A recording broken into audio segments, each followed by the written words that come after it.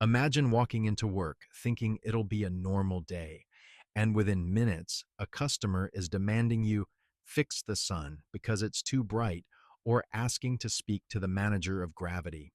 You start to realize the world isn't divided into rich and poor or smart and dumb. It's split between people who live on Earth and people who apparently just visit on weekends. And just when you think you've heard the peak of human absurdity, someone opens their mouth and proves you are being hilariously optimistic. Buckle up. The real insanity hasn't even shown up yet. 1. A man once demanded I turn off the rain because it started drizzling while he walked from his car to the entrance, not reschedule it, not slow it down. Turn it off.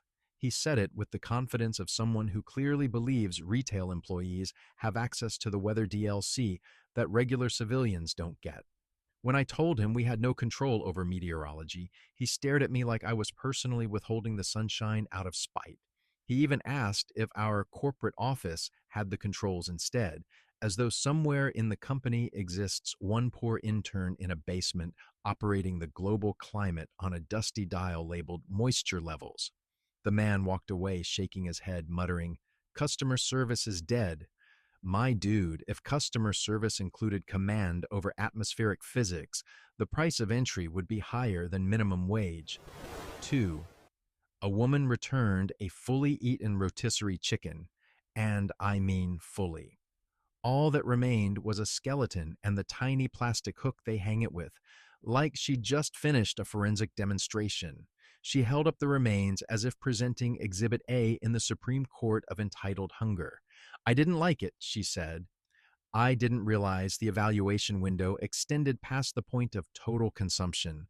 I pointed out that she had eaten the entire thing, and she replied, "Well, I kept waiting for it to taste better." Ma'am, at that point you weren't tasting. You were persevering.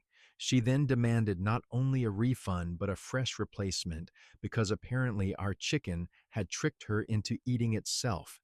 If that's the new standard, I'd like a refund on every disappointing date I ever sat through.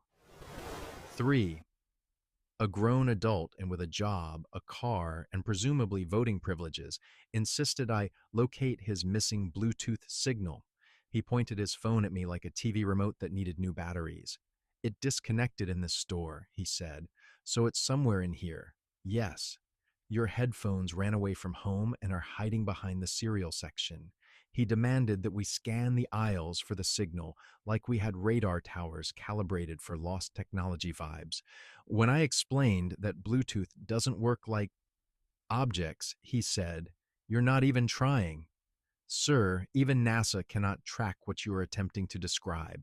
He left convinced we were hoarding it in the stockroom, probably next to the portal where socks disappear from dryers. 4. A customer once asked me to print an email for them. Fair, normal, still within human range. But then they leaned in and whispered, "I don't know my password, so can you just get in somehow?" Ah, yes, step right up to aisle 4, where we keep the illegal cybercrimes. They asked with the sincerity of someone ordering a latte, genuinely expecting a retail employee to commit digital breaking and entering so they could print a coupon for apples.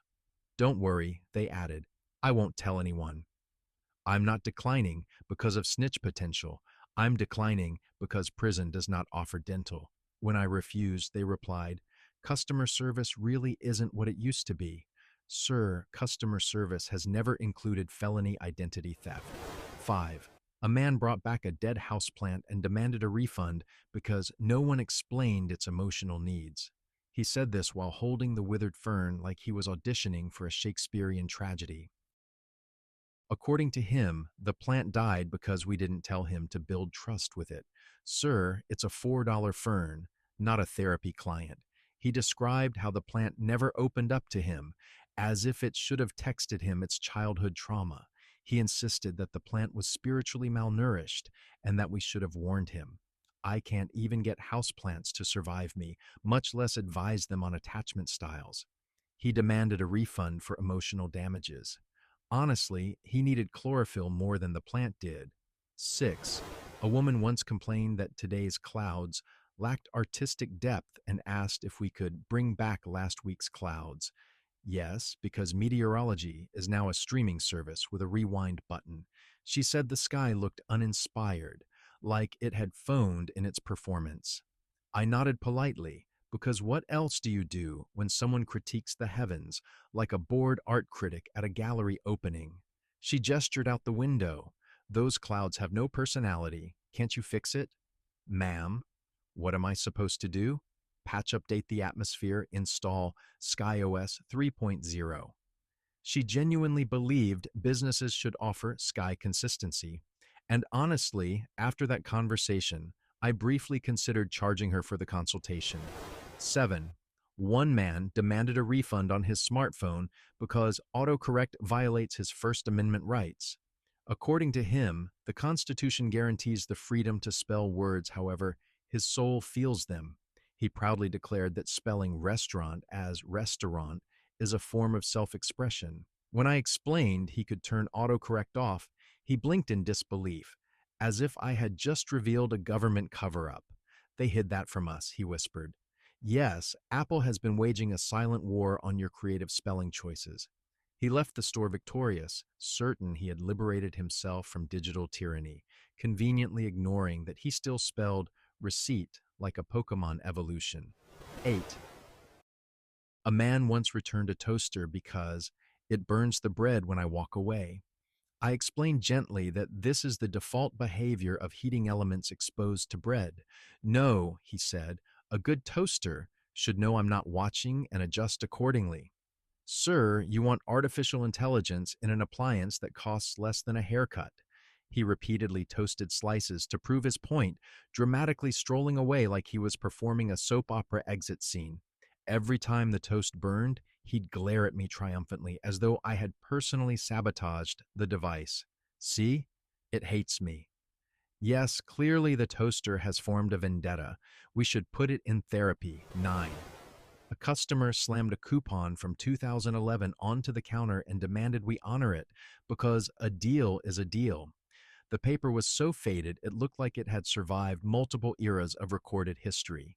He insisted discounts never expire in the spiritual sense, which is apparently the legal doctrine he operates under. When I pointed out the expiration date, he said, "You're reading it too literally." Sir, dates are not interpretive poetry. He even suggested inflation should increase the coupon's value because now everything is more expensive. By that logic, my childhood Chuck E. Cheese tokens should now be legal currency. He left offended that we didn't immediately bow before his sacred relic. 10. A woman demanded we block off an entire aisle so she could shop without other people contaminating her energy field. She explained that she's highly intuitive and that the mere presence of another shopper interferes with her decision-making aura. Ma'am, this is aisle 7, not the Jedi Temple. She asked if we could enforce a perimeter, which is a bold request for someone buying discount laundry detergent. When I explained we cannot evacuate customers for her cosmic comfort, she sighed heavily, the sigh of a woman burdened by the weight of being special. She stormed out and announced she would shop online where the energy is pure. Excellent. The internet is the natural habitat for that level of self-importance. 11. A man returned an air mattress because it deflated overnight, which is printed in bold on the box, the manual, and probably on a billboard somewhere. He insisted it had chosen to deflate on the side where he slept, which is gravity. That's gravity. He said a mattress should stay loyal. Loyal? Sir, it's a large balloon pretending to be furniture. He then demanded we test it by inflating it in store so he could lie on it to observe its honesty. I've had fever dreams with more dignity. He walked away disgusted by our refusal to perform a live science experiment so he could prove a point to an inanimate object. 12. A woman once asked for preheated coffee, not hot coffee, not warmed coffee, coffee that is hot later, not hot now. Essentially, she wanted time travel coffee. I asked if she meant a thermos, and she looked at me like I had solved a riddle from an ancient prophecy. Yes, why didn't you say that? Because you described a beverage with temporal abilities. Karen, no coffee shop in the world offers scheduled temperature mode. I poured her coffee into a thermos and she said, "See, that wasn't hard." It was, actually. It was emotionally difficult. 13. A man demanded a refund on his laptop because it doesn't read his thoughts. He wasn't exaggerating. He truly believed modern technology should at least anticipate the general direction of his internal monologue. Sir, half your internal monologue is probably error messages. I told him predictive text was a thing, and he scoffed. Too primitive, he said, like some disgraced sci-fi villain. When I explained telepathic computers don't exist, he accused us of lying to customers. It says intuitive on the box, he yelled. Intuitive does not mean psychic. If it did, Microsoft Word wouldn't keep auto-formatting at random like a poltergeist with a grudge. 14. A woman returned a candle because its vibe doesn't match her living room. Not the scent, not the decor, the vibe. The candle apparently refused to harmonize energetically with her sofa. I'm sorry, but I don't speak fluent furniture astrology. She explained that the candle's scent projected sideways instead of upward, which, frankly, is a level of nonsense that should earn frequent flyer miles. I asked what vibe she expected, and she said, warm intimacy with hints of self-discovery. Ma'am, that's therapy, not wax. She demanded an exchange for a more emotionally compatible flame. 15. A customer once asked me to recharge their reusable shopping bag, holding it like a Tamagotchi on life support. They pointed to the recycling symbol and confidently declared it a charging icon. Sir, that means recyclable, not rechargeable. By your logic, every cardboard box is just a dead iPhone waiting for a cable. I asked why he thought it needed charging, and he said, "It feels less reusable today." Honestly, same. I told him bags don't need power, and he sighed, disappointed in the education system. You people should label things better, he said, as if literacy is a group project we're all failing together. 16. A man once insisted his toaster had a virus because it acted slower than usual, which is interesting because it was a $9.99 appliance whose entire personality consisted of a single knob and a spring. He wanted us to run diagnostics, like this toaster was a disgraced NASA rover. The best part, he whispered, it caught something from the Wi-Fi. Sir, your toaster cannot catch digital diseases. It cannot connect to Wi-Fi. It cannot even connect emotionally. He demonstrated the issue by burning toast, then stared at me solemnly, as if we had just observed a medical failure. When I told him it was just old, he shook his head. That's what the virus wants you to think. Somewhere out there is a conspiracy theory subreddit where kitchen appliances meet in the shadows to overthrow their owners. And this man is probably the moderator. 17. A woman asked for a refund on a bag of ice because, and I wish this were satire, it didn't stay frozen long enough. She held the half-melted bag like she'd just uncovered a scandal worthy of a congressional hearing. This product failed me, she declared, as if the ice betrayed national security. I asked how long it sat in her car. Maybe 2 hours, she said, offended that physics dared to intrude on her errands. She genuinely believed ice should remain solid indefinitely, like some kind of frozen emotional support animal. She wasn't even embarrassed. She wanted compensation for inconsistent molecular structure. Ma'am, it's water. Its entire personality is inconsistency. She stomped off, leaving puddles behind her like a tiny glacier of entitlement slowly retreating. 18. A customer once demanded that we pause the store music because he needed total mental silence while choosing between two nearly identical brands of deodorant. He stood there with his eyes closed, palms raised like he was trying to levitate both sticks into revealing their secrets. When I said the music couldn't be turned off for one shopper, he said, "But this is an important decision. Sir, you're buying deodorant, not negotiating peace between rival kingdoms." He suggested we offer quiet shopping hours for people who require intellectual focus. I'm sure the world would benefit greatly from your focused thinking.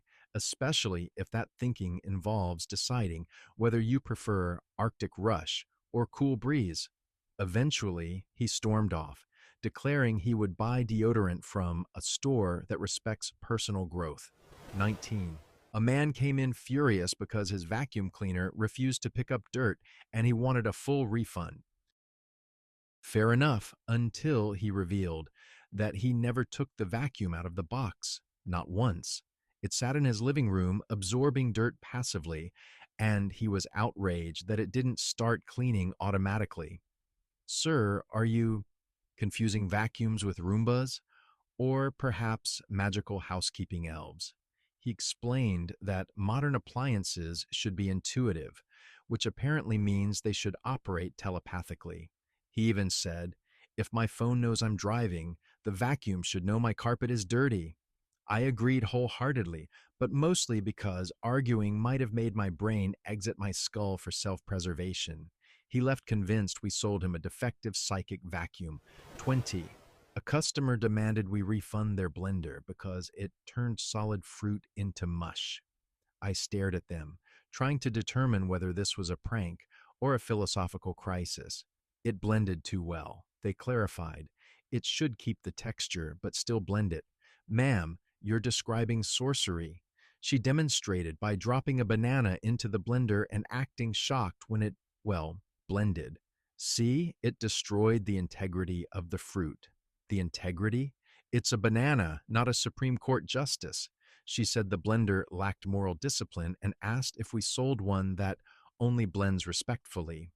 The only thing blending respectfully here is my patience into a fine puree. 21. A woman once demanded we remove all children from the store because she couldn't shop with unpredictable small humans around. Ma'am, this is a supermarket, not a speakeasy. She said children created visual clutter and disrupted her mental shopping map, which is incredible because the store layout is literally printed on the walls. When I explained we cannot legally evict minors for existing, she said, then escort them to a designated child area. A designated child area, like we're storing toddlers in a holding tank until further notice. She stormed off muttering, this is why society is collapsing. Yes, ma'am. It's the presence of children, not the adults demanding we exile them. 22. A man once returned a perfectly functioning microwave because it didn't heat evenly. When I asked what he meant, he explained that when he microwaved a frozen dinner, the outside got hot but the inside stayed cold, which is exactly how every microwave meal has behaved since the dawn of processed food. I told him microwaves heat unevenly by nature, and he said, well, they shouldn't. Sir, this is not a moral failing. This is physics and the greed of frozen lasagna companies. He demanded a microwave that heats with emotional consistency, and if such a device existed, I would personally marry it. He accused us of false advertising and left to find a microwave that values its customers. Good luck, sir. May your quest be warm on the inside someday. 23. A customer once demanded a new TV because the one they bought shows too much realism. They claim modern screens made their favorite actors look too human, which apparently ruined the magic of television. They wanted a TV that softens imperfections and reduces lifelike details. I gently explained that what they're describing is literally older TVs. They responded, no, I want a modern TV that looks like an old TV without actually being an old TV.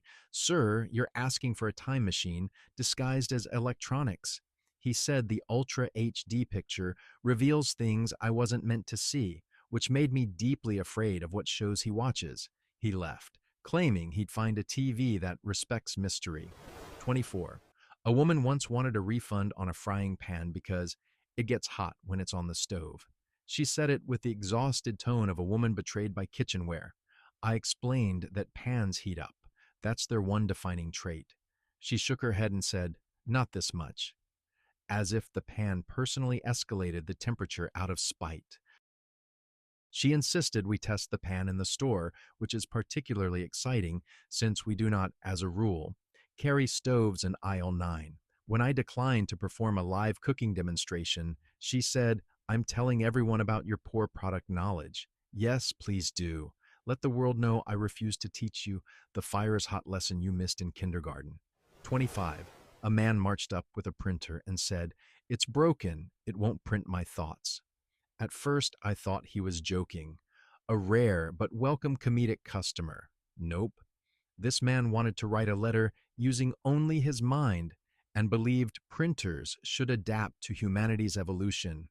Sir, humanity cannot reliably use crosswalks. We are not ready for telepathic office equipment. When I offered him voice-to-text options, he frowned like I had insulted him personally. "That's primitive," he said. "My thoughts are much purer than my words." Based on this conversation, I respectfully disagree. He left disappointed that his psychic printer revolution was not happening today. 26. A woman complained that our self-checkout didn't congratulate her after completing the transaction. She wasn't joking. She wanted a verbal affirmation. "Other machines say thank you," she explained. "Yours feels cold." I wasn't aware machines were now responsible for maintaining customer self-esteem.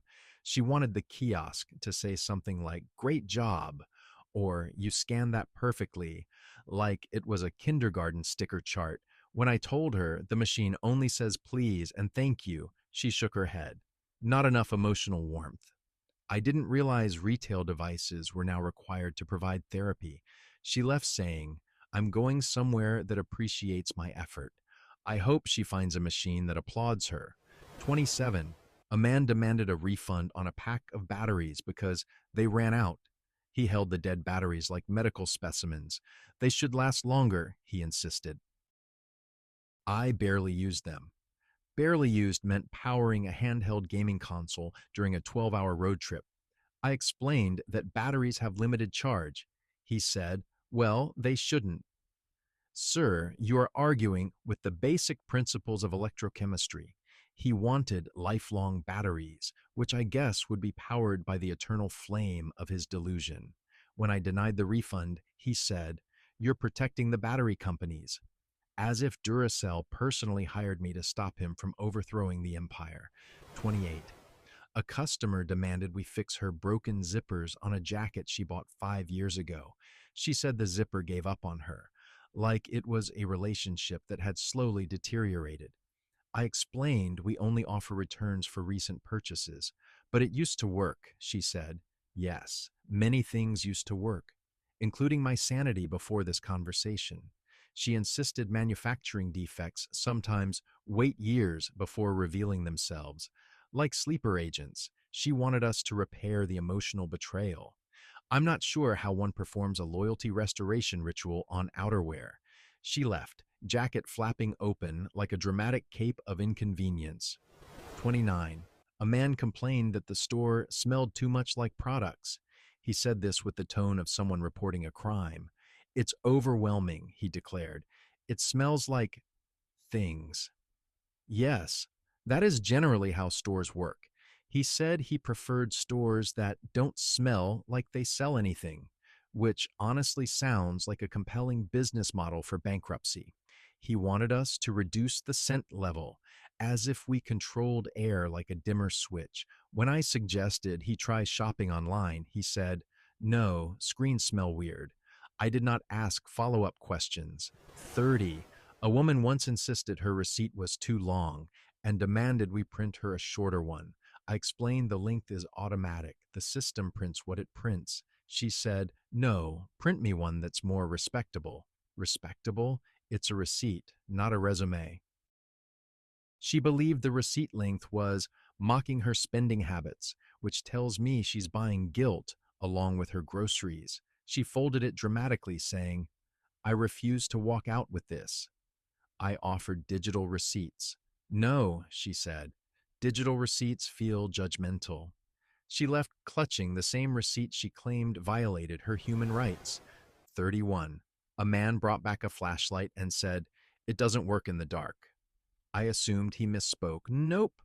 He said the flashlight works fine in daylight, but not at night, which is the exact opposite of how flashlights fail.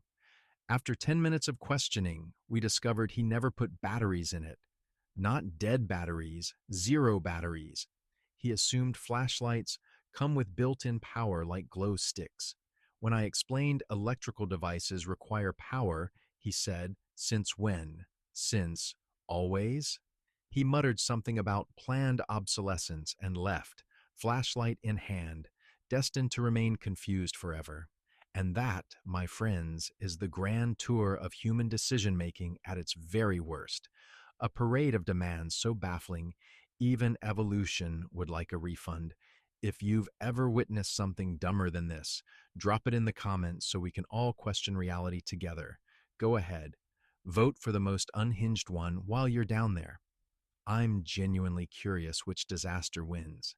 And hey, if you enjoyed this journey through the abyss, hit like and subscribe. Trust me, we've barely scratched the surface of the stupidity iceberg.